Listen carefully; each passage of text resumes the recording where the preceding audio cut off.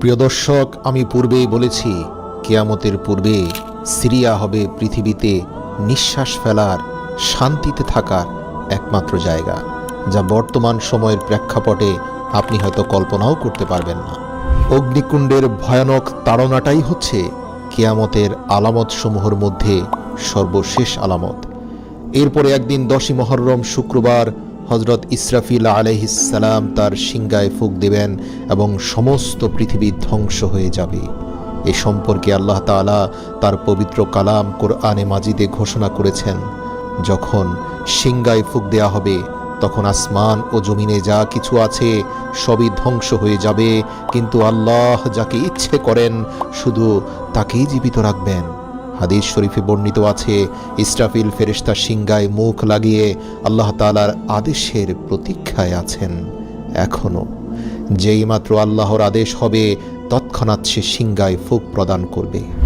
এই সম্বন্ধে হযরত রাসূল সাল্লাল্লাহু আলাইহি ওয়াসাল্লাম বলেছেন, আল্লাহ পাকের হাতে আমার জান, আমি তার কসম করে বলছি, যেদিন ইসরাফিল সিংগায় ফুঁক প্রদান করবে তখনই কিয়ামত আরম্ভ হয়ে যাবে।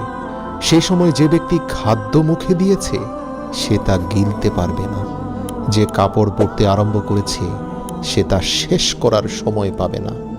ইতিমধ্যে সকলে অজ্ঞান হয়ে পড়ে যাবে। ইসরাফিল আলাইহিসসালাম সিংগায় ফুঁক দেয়া মাত্র সারা দুনিয়াব্যাপী এক মহা হুলস্থুল পড়ে যাবে। আকাশ ফেটে যাবে, চন্দ্র, সূর্য, গ্রহ, নক্ষত্র কক্ষচ্যুত হয়ে যাবে। এই বিশ্ব ব্রহ্মাণ্ড তছনছ হয়ে যাবে। পাহাড় পর্বত চূর্ণ বিচূর্ণ হয়ে তুলার মতো উড়ে যাবে। নদ নদী এবং সমুদ্র শুকিয়ে যাবে। এই ঘটনার বর্ণনা দিতে গিয়ে পবিত্র কোরআনের সূরা জিলজালে আল্লাহ তাআলা হৃদয় কাঁপানো কিছু কথা বলেছেন। আল্লাহ বলেন, ইযা যুলজিলাতিল আরদু জিলজালাহা, যখন প্রচণ্ড কম্পনে এই জমিন কম্পিত হবে। ওয়া আখরাজাতিল আরদু আসআলাহা, আর জমিন তার ভেতরে থাকা সকল পাপের বোঝা বের করে দেবে। মানে মানুষের সকল খারাপ কাজের তথ্য সেদিন প্রকাশ করে দেবে। জমিনের ভেতরে লুকিয়ে থাকা সকল তথ্য জমিন সেদিন বের করে দেবে। এরপরের আয়াতে আল্লাহ বলেন, অকালাল ইনসানু মা লাহা, আর মানুষ এই সকল আশ্চর্য বিষয় দেখে বলবে, আরে এ জমিনের কি হলো? মানে হচ্ছে মানুষ বলতে থাকবে, আমি যে গোপনে অন্ধকারে এখানে একজনকে খুন করেছিলাম, এই তথ্য আজ কেন জমিনের উপর প্রকাশ হয়ে গেল? আরেকজন বলবে, আমি যে রাতের অন্ধকারে জিনা করেছিলাম, সেই তথ্য এখন সবার সামনে কেন প্রকাশ হলো? আমি তো লজ্জায় চোখ দেখাতে পারছি না। পবিত্র কোরআনে সূরা জিলজালের 3 নম্বর আয়াতে আল্লাহ এটাই বলছেন। মানুষ বলবে, অকালাল ইনসানু, মানুষ বলবে, মা লাহা, এর কি হলো? এই জমিন এমন করছে কেন? তার পরের আয়াতে আল্লাহ বলেন, ইয়াউমা ইযিন তুহাদ্দিসু আখবারাহা, সেদিন জমিন তার বৃত্তান্ত বর্ণনা করবে। আল্লাহু আকবার, সেদিন আল্লাহ তার জবান খুলে দিবেন। সে প্রকাশ করে দেবে যা কিছু আপনি এই জমিনের মধ্যে গেড়ে দিয়েছিলেন, ভেবেছিলেন কেউ জানবে না, কোনোদিন কারো কানে পৌঁছাবে না, কিন্তু না, জমিন সকল তথ্য সংরক্ষণ করে রেখেছে। এটাও আল্লাহর মাখলুক, এখান থেকে গোপনের কোনো সুযোগ নেই। তারপরের আয়াতে আল্লাহ বলেন, বিআন্না রাব্বাকা আওহা লাহা, যেহেতু তোমার রব তাকে নির্দেশ দিয়েছেন তাই সে অবশ্যই সব প্রকাশ করবে। তারপরের আয়াতে আল্লাহ বলেন, ইয়াউমা ইযিন ইয়াসদুরুন নাসু আশতাতাল লিউরাউ আমালাহুম, সেদিন মানুষ বিক্ষিপ্তভাবে বের হয়ে আসবে যাতে দেখানো যায় তাদেরকে নিজের কৃতকর্ম। তারপরের আয়াতে আল্লাহ বলেন, ফামান ইয়ামাল মিসকালা যাররাতিন খায়রান ইয়ারাহ, অতএব সেদিন কেউ যদি অনুপরিমাণ ভালো কাজও করে তা নিজের চোখেই স্পষ্ট দেখতে পাবে। অর্থাৎ রাস্তা থেকে একটা খারাপ বস্তু সরিয়ে দিয়ে ভেবেছিল, আরে এটা তো একদম তুচ্ছ মাত্রার একটা ভালো কাজ, এই কাজের ফলাফল আর আল্লাহ কি দিবেন? কিন্তু আল্লাহ সেদিন এই তথ্যটাও তার সামনে প্রকাশ করে বলবেন, হ্যাঁ, একদিন তুমি পা দিয়ে ধাক্কা দিয়েও অন্তত রাস্তা থেকে খারাপ জিনিস সরিয়ে দিয়েছিলে, যা তোমার প্রতিবেশীর উপকারে এসেছে। আজ দেখো তোমার আমলনামায় সেই তথ্যটি রয়েছে। আল্লাহু আকবার। এর পরের আয়াতে আল্লাহ আবার বলেন, ওয়ামান ইয়ামাল মিসকালা যাররাতিন শাররান ইয়ারাহ, আর কেউ অনুপরিমাণ খারাপ কাজ করলেও তা সে দেখতে পাবে।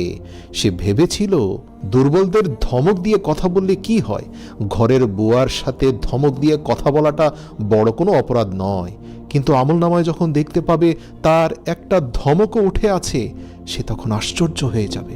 আল্লাহু আকবার। মহান আল্লাহ বলেন, গর্ভবতী স্ত্রী লোকদের গর্ভপাত হয়ে যাবে, বালক বালিকারা বৃদ্ধের ন্যায় হয়ে যাবে। সেই সময় পাপাত্মা শয়তান দুনিয়ার এক প্রান্ত হতে অপর প্রান্ত পর্যন্ত দৌড়াদৌড়ি করতে থাকবে। সেই যে আদমকে পথভ্রষ্ট করে হাজার লক্ষ বছর পূর্বে জান্নাত থেকে বিতাড়িত হয়েছিল, আজ সে আল্লাহর ওয়াদা সত্য দেখতে পাচ্ছে, তাই তার হুঁশ নেই, কিন্তু কোথাও পালাবার স্থান নেই।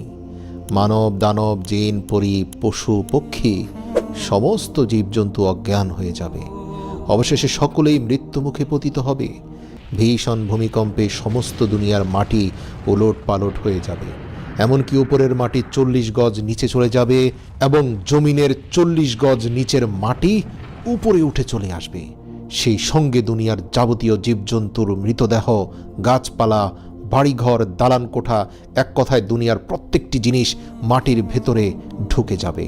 সমগ্র দুনিয়ার গাছপালা, তরুলতা, পাহাড় পর্বত সবকিছু এক বিশাল সমতল মরুভূমিতে পরিণত হবে। সমগ্র দুনিয়ার কোথাও সঠিক একটি প্রাণী, এক বিন্দু ছায়া, এক ফোঁটা পানি থাকবে না। তখন পর্যন্ত আল্লাহ পাকের আরশ 8 জন ফেরেশতা বহন করবেন। হযরত জিবরাইল, হযরত মিকাইল, হযরত ইসরাফিল, হযরত আজরাইল আলাইহিস সালাম এবং পাপাত্মা শয়তান জীবিত থাকবে। অতঃপর আল্লাহ তাআলা মালায়েকুল মাউতকে বলবেন, হে আজরাইল, আমি দুনিয়াতে যত সংখ্যক প্রাণী সৃষ্টি করেছি ঠিক তত সংখ্যক তোমার সাহায্যকারী ফেরেশতা সৃষ্টি করেছি। তাই আজ তুমি তোমার চূড়ান্ত সেই কাজটি সম্পন্ন করো। তুমি তোমার সাহায্যকারী ফেরেশতাদেরকে নিয়ে যাও, পাপাত্মা শয়তানের জান কবজ করো। দুনিয়া সৃষ্টির প্রারম্ভ হতে কিয়ামত পর্যন্ত যাবতীয় জীবের জান কবজ করতে তুমি যে পরিমাণ কষ্ট দিয়েছ, তার চেয়ে 4 গুণ বেশি কষ্ট দিয়ে আজ শয়তানের প্রাণ বের করে নিয়ে আসো। আল্লাহর আদেশে মালায়েকুল মাউত এমন ভীষণ অগ্নিমূর্তি ধারণ করবেন যে তার সেই মূর্তি দর্শন করা মাত্রই দুনিয়ার যে কোনো জিন, মানব বা দৈত্য দানব মৃত্যু মুখে পতিত হতো। আমাদের নাফসকে আপনি পরিষ্কার পরিশুদ্ধ করে দিন, আমাদের অতীত জীবনের সকল গুনাহ মাফ করে দেন। হে রব, আমাদেরকে ভবিষ্যতে আপনি অবিচল পথের উপরে আমাদেরকে প্রতিষ্ঠিত রাখুন, আমাদের ধৈর্য ধারণ করার তৌফিক দান করুন। মৃত্যুর আগের দিন পর্যন্ত আপনি আমাদের এই ধৈর্যকে বিস্তৃত করে দিন। আমা তাওফিক ইল্লা বিল্লাহ।